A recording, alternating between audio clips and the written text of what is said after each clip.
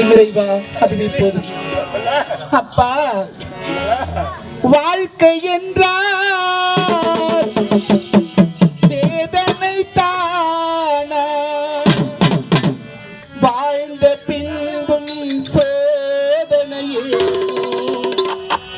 பாழு பிரம்மன் படைத்து விட்டானே, பாரினில் தனியாய் அலைய விட்டானே, பாரினில் தனியாய் அலைய விட்டானே.